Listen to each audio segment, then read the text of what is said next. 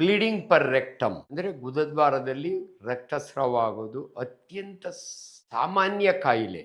ಚಿಕ್ಕ ಮಕ್ಕಳಿಂದ ಹಿಡಿದು ಹಿರಿಯರವರೆಗೂ ಕೂಡ ಒಂದ್ಸರಿ ನಮ್ಮ ಹತ್ರ ಬರ್ತಾರೆ, ಡಾಕ್ಟ್ರೆ ಮೋಷನ್ ಹೋಗೋವಾಗೆ ಬ್ಲಡ್ ಬಂತು ಅಂತ. ಅದರೊಳಗೆ ಚಿಕ್ಕ ಮಕ್ಕಳಲ್ಲಿ ಪಾಲಿಪ್ ಅಂತೀವಿ. ಇದು ಕಾರಣಗಳು ಯಾಕೆ ಇಂಪಾರ್ಟೆಂಟು ಅಂದರೆ ಎಲ್ಲ ಅಲ್ಲಿ ಬರೋ ಕಾಯಿಲೆಗಳು ಪೈಲ್ಸ್ ಅಲ್ಲ, ಮೂಲವ್ಯಾಧಿ ಅಲ್ಲ. ಬಹಳ ಜನ ಡಾಕ್ಟ್ರೆ ನನಗೆ ಪೈಲ್ಸ್ ತರ ಸಿಂಪ್ಟಮ್ ಬಂದಿದೆ ಅಂತ ತುಂಬಾ ಜನ ಯಂಗ್ಸ್ಟರ್ಸು ಬರ್ತಾರೆ. ಆದ್ರೆ ಯಾಕೆ ಈ ಟಾಪಿಕ್ನ ನಿಮಗೆ ಬಹಳ ಇಂಪಾರ್ಟೆಂಟ್ ಅಂತ ಹೇಳ್ತಿದ್ದೀನಿ ಅಂದ್ರೆ 45 ವರ್ಷ ಆದ್ಮೇಲೆ ಮೋಷನ್ ಬ್ಲಡ್ ಆದ್ರೆ ಬ್ಲಡ್ ಹೋದ್ರೆ ಬರೀ ಪೈಲ್ಸ್ ಅನ್ಕೊಂಡು ನೀವೇ ತಂಪ್ ಮಾಡ್ಕೊಂಡು ಮನೆಯಲ್ಲಿ ಇರಬೇಡಿ. ಇದು ನಾನೊಬ್ಬ ಸರ್ಜನ್, ಪ್ರಾಕ್ಟಾಲಜಿಸ್ಟ್. ಅದರೊಳಗಾಗಿ ಬಾಟಮ್ ಸ್ಪೆಷಲಿಸ್ಟ್. ನಾವೇನ್ ಮಾಡ್ತೀವಿ ಅಂದ್ರೆ ಪರೀಕ್ಷೆ ಮಾಡುವಾಗ ಇದು ಪರೀಕ್ಷೆ ವಿಧಾನನೇ ಇದೆ.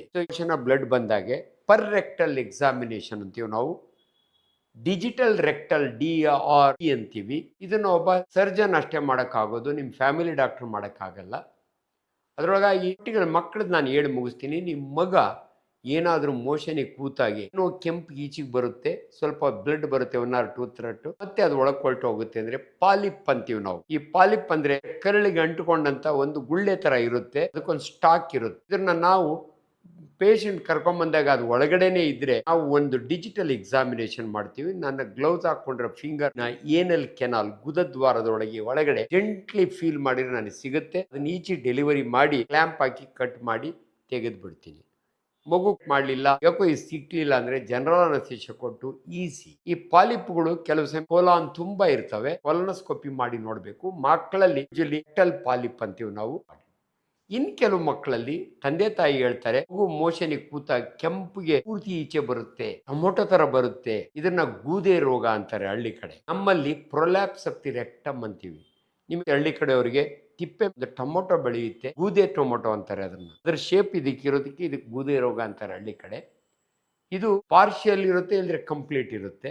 ಅದು ನೀವು ನಮ್ಮ ಮಕ್ಕಳ ಸರ್ಜನ್ ಹತ್ರ ಕರ್ಕೊಂಬಂದ್ರೆ, ಪೀಡಿಯಾಟ್ರಿಕ್ ಸರ್ಜನ್ಸ್ ಇರ್ತಾರೆ, ಡೆಫಿನೆಟ್ಲಿ ಅವರು ಡಿಜಿಟಲ್ ಎಕ್ಸಾಮಿನೇಷನ್ ಮಾಡಿ ಸರಳವಾಗಿ ಅದನ್ನು ಒಳಕ ವಾಪಸ್ ಹಾಕಿ ಸ್ಟ್ರಾಪ್ ಮಾಡಿ ಬರ್ದಂಗೆ ಮಾಡೋ ಟ್ರೀಟ್ಮೆಂಟ್ ಇದೆ. ಆದರೆ ಪದೇ ಪದೇ ಅದು ಬಂದಾಗೆ ರೆಕ್ಟಲ್ ಪ್ರೊಲ್ಯಾಪ್ಸ್ಗೆ ರೆಕ್ಟೋಪೆಕ್ಸಿ ಅಂತ ಆಪರೇಷನ್ ಇದೆ. ಕೆಲವು ಸಮಯ ಹಿರಿಯರು ಗರ್ಭಕೋಶ ಜಾರುತ್ತೆ, ಪ್ರೊಲ್ಯಾಪ್ಸ್ ಅಂತೀವಿ. ಅದೇ ತರ ಈ ಮೋಷನ್ ಮಾಡೋ ಜಾಗನು ಪ್ರೊಲ್ಯಾಪ್ಸ್ ಆಗುತ್ತೆ. ತುಂಬಾ ಆದವರಿಗೆ ಪೆರಿನಿಯಲ್ ಮಸಲ್ಸ್ ವೀಕ್ ಇರೋದ್ರಿಂದ ಈಚೆಗೆ ಬರುತ್ತೆ. ಅದಕ್ಕೆ ನಾವು ಕಂಡಿಡಿದು ಅದಕ್ಕೆ ಟ್ರೀಟ್ಮೆಂಟ್ ಇದೆ. ಬಟ್ ಇವಾಗ ನಾನು ನೆಕ್ಸ್ಟ್ ಹೋಗ್ತಾ ಇರೋದು ಸರ್ವೇ ಸಾಮಾನ್ಯವಾದ ಕಾಯಿಲೆ ಅಂದ್ರೆ ಮೂಲವ್ಯಾಧಿ, ಮಳೆ ರೋಗ ಅಂತಾರೆ, ಕಾಯಿಲೆ ಅಂತಾರೆ. ಇದು ನೋಡಿ, ಮೋಷನ್ ಗುದದ್ವಾರದ ಓಪನಿಂಗ್ ಇದ್ರೆ ಯೂಶಲಿ ನಾವು ಮೆಡಿಕಲ್ ಸ್ಟೂಡೆಂಟ್ಸ್ ನೋಡಿ ಇದನ್ನ ಪರೀಕ್ಷೆ ಮಾಡ್ತಾರೆ. ಲೆಫ್ಟ್ ಲ್ಯಾಟ್ರಲ್ ಪೊಸಿಷನ್ ಅಂತೀವಿ ನಾವು. ಪೇಷಂಟ್ ನ ಟೇಬಲ್ ಮೇಲೆ ಮಲಗಿಸ್ತೀವಿ, ನಾನು ಗ್ಲೌಸ್ ಹಾಕೊಂಡಿರ್ತೀನಿ, ಬಟಕ್ನ ಸಪರೇಟ್ ಮಾಡಿ ನೋಡ್ತೀನಿ. ಕಾಣ್ತಾವ್ 3 ದ್ರಾಕ್ಷಿ ಗೊಂಚಲಿನ ತರ, 3 o'clock 11 o'clock 7 o'clock. ಇದಕ್ಕೆ ಅನಾಟಮಿ ಇದೆ, ನಿಮ್ಗೆ ಅಷ್ಟು ಡೀಟೇಲ್ಸ್ ಬೇಕಿಲ್ಲ. ರಕ್ತನಾಳಗಳು ಆ ಪೊಸಿಷನ್. ಪೈಲ್ಸ್ ಅಂದ್ರೆ ಏನು ಅಂದ್ರೆ ನಮ್ಮ ಭಾಷೆಯಲ್ಲಿ ಎಮರಾಯ್ಡ್ಸ್ ಅಂದ್ರೆ ಬ್ಲೀಡ್ಸ್ ಅಂತ, ಹೀಮೋ ಅಂದ್ರೆ ಬ್ಲಡ್, ಸುರಿಯುತ್ತೆ ಅಂತ ಅರ್ಥ. ಇದು ಆ ಗಡ್ಡೆ ಅಂದ್ರೆ ವೇನ್ಸ್, ವ್ಯಾರಿಕಾಸಿಟಿ ಆಫ್ ರೆಕ್ಟಲ್ ವೇನ್ಸ್. ಹಂಗಂದ್ರೆ ನಿಮ್ಗೆ ಅರ್ಥ ಆಗ್ಬೇಕು ಅಂದ್ರೆ, ಬಹಳ ಜನ ನೀವು ಬರ್ತೀರಿ, ನಮ್ಮ ಕಾಲ್ನಲ್ಲಿ ನರ ಊದ್ಕೊಂಡ್ಬಿಟ್ಟಿದ್ದೇವೆ ಡಾಕ್ಟ್ರೇ ಅಂತೀರಿ. ಅದು ನರ ಅಲ್ಲ, ವೇನ್ಸ್, ಧಮನಿಗಳು ಅಂತಾರೆ ಕನ್ನಡದಲ್ಲಿ. ವ್ಯಾರಿಕೋಸ್ ವೇನ್ಸ್ ಅಂತೀವಿ. ಸೊ ನಿಮ್ಮ ಗುದದ್ವಾರದಲ್ಲಿ ವ್ಯಾರಿಕೋಸ್ ವೇನ್ಸ್ ಆದ್ರೆ ಅದನ್ನೇ ನಾವು ಪೈಲ್ಸ್ ಅನ್ನೋದು. ಇನ್ ಕೆಲವರಿಗೆ ಟೆಸ್ಟಿಸ್ ಹತ್ರ ವ್ಯಾರಿಕೋಸ್ ಸೀಲ್ ಅಂತ ಆಗುತ್ತೆ. ಅನೇಕರು ಯಾಕೋ ನಮ್ಗೆ ಬೀಜದ ಹತ್ರ ಬ್ಯಾಗ್ ಆಫ್ ವರ್ಮ್ ಸಿಗ್ದಂಗೆ ಸಿಗುತ್ತೆ, ಯಾಕೋ ಈ ನಡುವೆ ಸ್ಪರ್ಮ್ ಮಕ್ಕಳಾಗ್ತಾ ಇಲ್ಲ ಅಂತ ಬಂದಾಗ ಅದನ್ನ ಪರೀಕ್ಷೆ ಮಾಡಿ ಅದೇ ಬೇರೆ ಕಂಡೀಷನ್ ಕಂಪ್ಯಾರಿಸನ್ ನಿಮ್ಗೆ ಕೊಡ್ತಾ ಇದ್ದೀನಿ. ಈ ಗುದದ್ವಾರದಲ್ಲಿ 3 ಇರ್ತಾವಲ್ಲ, ಅದನ್ನ ನಾವು ಪ್ರೈಮರಿ ಪೈಲ್ಸ್ ಅಂತೀವಿ. ಯಾಕ್ರಿ ಡಾಕ್ಟ್ರೆ ಪ್ರೈಮರಿ ಪೈಲ್ಸ್ ಅಂತೀವಿ ಅಂದ್ರೆ, ಇನ್ನೊಂದು ಕ್ಯಾಟಗರಿ ಇದೆ ಸೆಕೆಂಡರಿ ಪೈಲ್ಸ್. ಅಂದ್ರೆ ಇವ್ನ ನೋಡಕ್ಕೆ ಪೈಲ್ಸೇ ಇದಾವೆ, ಆದ್ರೆ ನನಗೆ 45 ವರ್ಷ ಆದ್ಮೇಲೆ ಮನುಷ್ಯ ಇದ್ರೆ, ಹೆಂಗಸಾಗ್ಲಿ ಗಂಡಸಾಗ್ಲಿ, ಬರೀ ಅದನ್ನ ನೋಡಿಬಿಟ್ಟು ನನ್ನ ಸ್ಟೂಡೆಂಟ್ಸ್ಗೆ ಇದು ಹೆಮರಾಯ್ಡ್ಸ್ ಅಂತ ಹೇಳಿ ಅಡ್ಮಿಟ್ ಮಾಡಿ ಆಪರೇಷನ್ ಮಾಡಲ್ಲ. ಆಲ್ವೇಸ್ ನನ್ನ ಬುಕ್ ನಲ್ಲಿ ಬರ್ದಿದ್ದಾರೆ, if you don't put your finger you may have to put your foot later. ಅಂದ್ರೆ ಒಂದು ಬೆರಳು ಏನಾದ್ರೂ ಗುದದ್ವಾರದಲ್ಲಿ ಆಗ್ದಿರಾ ನೀನು ಆಪರೇಷನ್ ಮಾಡಿದ್ರೆ ಪೇಷಂಟ್ ಇಸ್ ಇನ್ ಟ್ರಬಲ್ ಅಂತ. ಇದು ಸ್ಟ್ಯಾಂಡರ್ಡ್ ಟೀಚಿಂಗ್ ನಮ್ಮಲ್ಲಿ. ಯಾಕೆ ಬೆರಳು ಹಾಕ್ಬೇಕು ಅಂದ್ರೆ, ನಾನು ಒಳಗಡೆ ಕೈ ಹಾಕಿದ್ರೆ ಇಷ್ಟು ದಪ್ಪ ಗ್ರೋತ್ ಸಿಗುತ್ತೆ. ಅದನ್ನ ಕ್ಯಾನ್ಸರ್ ಆಫ್ ದಿ ರೆಕ್ಟಮ್ ಅಂತೀವಿ, ಕಾರ್ಸಿನೋಮ್ ಆಫ್ ದಿ ರೆಕ್ಟಮ್ ಅಂತೀವಿ. ಈಗ ನಿಮ್ಗೆ ಅರ್ಥ ಆಗ್ತಿ ಇರ್ಬೇಕು ಪೈಲ್ಸ್ಗೂ ಕ್ಯಾನ್ಸರ್ಗೂ ಏನ್ ಕನೆಕ್ಷನ್ ಅಂದ್ರೆ, secondary piles secondary to cancer. Already cancer ಇದೆ, ಅದರಿಂದ ಸೆಕೆಂಡ್ರಿ ಪೈಲ್ಸ್ ಬರ್ತಿದ್ದಾವೆ. ಇದನ್ನ ಪ್ರೈಮರಿ ಪೈಲ್ಸ್ ಏನಾದರೂ ಟ್ರೀಟ್ ಮಾಡಿದಿರ ಹಂಗೆ ಬಿಟ್ಬಿಟ್ರೆ ಕ್ಯಾನ್ಸರ್ ಆಗ್ತಾವ? ನಿಜವಾಗ್ಲೂ ಆಗಲ್ಲ. ದಯವಿಟ್ಟು ಹೆದರ್ಕೋಬೇಡಿ. ಪೈಲ್ಸ್ ನಾನು ಟ್ರೀಟ್ಮೆಂಟ್ ತೊಗೊಳ್ದಿದ್ರೆ ಕ್ಯಾನ್ಸರಿಗೆ ಕನ್ವರ್ಟೆಡ್ ಆಗ್ಬಿಡುತ್ತೆ ಅಂತ ಯಾರು ಡಾಕ್ಟ್ರೆ ಭಯ ಆಗೋಯ್ತು, ಅದಕ್ಕೆ ನಿಮ್ಮ ಹತ್ರ ಬಂದಿದ್ದೀವಿ ಅಂತ ಹೇಳ್ತೀವಿ. ಬಟ್ ಜವಾಬ್ದಾರಿ ಏನಂದ್ರೆ ಒಬ್ಬ ಸರ್ಜನ್ ಜವಾಬ್ದಾರಿ. ಪೈಲ್ಸ್ ಅಂತ ನೀವು ಬಂದ್ರೆ ನಿಮಗೆ ಪ್ರೈಮರಿ ಪೈಲ್ಸ್ ಅಥವಾ ಸೆಕೆಂಡ್ರಿ ಪೈಲ್ಸ್?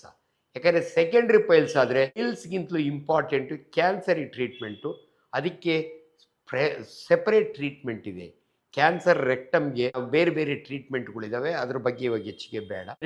ನಿಮ್ಮ ಕರ್ತವ್ಯ ಏನಂದ್ರೆ ಡಾಕ್ಟರ್ ಕರೆಕ್ಟಾಗಿ ಇದು ಕ್ಯಾನ್ಸರ್ ಅಂತ ಕಂಡಿಡಿದಿದ್ದಾರಾ, ಬರೀ ಪೈಲ್ಸ್ ಅನ್ಕೊಂಡಿದ್ದೀರಾ ಅನ್ನೋದು. ನಾನು ಈ ಬೆರಳ ಮುಂಚೆ ಸ್ಟೂಡೆಂಟ್ಸ್ ಕೇಳ್ತೀನಿ, ಈಸ್ ಫಸ್ಟ್ ಫಿಂಗರ್ ನೆಕ್ಸ್ಟ್ ಅಂತೀವಿ. ಯಾಕೆ ಗೊತ್ತಾ? ಬಟಕನ್ ಸೆಪರೇಟ್ ಮಾಡಿದಾಗೆ ಅಲ್ಲಿ ಪೈಲ್ಸ್ ಇರಲ್ಲ, ಒಂದು ಹುಣ್ಣು ಇರುತ್ತೆ, ಸೀಳು ಹುಣ್ಣು. ಅದ್ರ ಹತ್ರ ಒಂದು ಗಾರ್ಡ್ ಇರುತ್ತೆ, ಸೆಂಟಿನಲ್ ಪೈಲ್ ಅಂತೀವಿ. ಇಷ್ಟುದ್ದ ನೇತಾಡ್ತಿರುತ್ತೆ, ಸ್ಕಿನ್ ಟ್ಯಾಗ್ ಅದು. ಇಂಥ ಪೇಷಂಟ್ಗೆ ಬೆರಳೇನನ್ನು ಹಾಕಿದರೆ ತುಂಬಾ ಪೇನ್ಫುಲ್ಲು. ಪೇಷಂಟ್ಗೆ ಸಡನ್ ಆಗಿ ಹಾರ್ಟ್ ನಿಂತು ಹೋಗ್ಬೋದು, ಕಾರ್ಡಿಯಾಕ್ ಅರೆಸ್ಟ್ ಅಂತೀವಿ. ಅಂತ ಪೇನ್ಫುಲ್ ಕಂಡೀಷನ್ ಒಳಗೆ ಸ್ಟೂಡೆಂಟ್ ಹೇಳ್ತೀನಿ, you should not put your finger. ಇದು ಫಿಶರ್ ಕಾಯಿಲೆ ಅಂತೀವಿ, ಇದಕ್ಕೆ ಟ್ರೀಟ್ಮೆಂಟ್ ಬೇರೆ. ನಾನು ಯಾಕೆ ಹೇಳ್ತಿದ್ದೀನಿ ಅಂದ್ರೆ ನಿಮ್ಗೆ ಅಲ್ಲಿ ಬರೋವೆಲ್ಲ ಪೈಲ್ಸ್ ಅಲ್ಲ. ಫಿಶರ್ ಅಂದ್ರೆ ಸೀಳು ಹುಣ್ಣು, ಅದಕ್ಕೊಂದು ಸ್ಕಿನ್ ಟ್ಯಾಗ್ ಇರುತ್ತೆ, ಅದನ್ನ ಗಾರ್ಡ್ ಅಂತೀವಿ. ನನ್ನ ಬುಕ್ನಲ್ಲಿ ಎಷ್ಟು ಚೆನ್ನಾಗಿ ಬರ್ದಿರ್ತಾನೆ ಅಂದ್ರೆ, ಗಾರ್ಡ್ ಇದ್ರೆ ನೀನು ಅಲ್ಲಿ ಫಿಶರ್ ನಿನ್ ಕಣ್ಣಿಗೆ ಕಾಣ್ತಿದ್ರು ಕೂಡ ಒಳಗಡೆ ಫಿಶರ್ ಇದೆ ಅಂತ ಐಡಿಯಾ ಇರಬೇಕು. ಇದಾದ ನಂತರ ಇನ್ ಕೆಲವು ಪೇಷಂಟ್ಸ್ ಬರ್ತಾರೆ, ಮೋಷನ್ ಪಕ್ಕದಲ್ಲಿ ಇಷ್ಟಪ್ಪ ಊದ್ಕೊಂಡಿರುತ್ತೆ. ತುಂಬಾ ಪೇಯ್ನ್ ಡಾಕ್ಟ್ರೆ, ನೆನ್ನೆ ಮೈಸೂರಿನಿಂದ ಬಸ್ನಾಗ ಬಂದೆ, 6 ಅವರ್ಸ್ ಆದಮೇಲೆ ನೋಡ್ತೀನಿ ತುಂಬ ಪೇಯ್ನು ಡಾಕ್ಟ್ರೆ, ಜ್ವರ ಬೇರೆ ಬಂದ್ಬಿಟ್ಟಿದೆ. ನಾನು ಅವಾಗ ಜೆಂಟ್ಲಿ ನೋಡಿದರೆ ಇಷ್ಟು ದಪ್ಪ ಕೂರ ಆಗಿರುತ್ತೆ. ಅದನ್ನು ನಾವು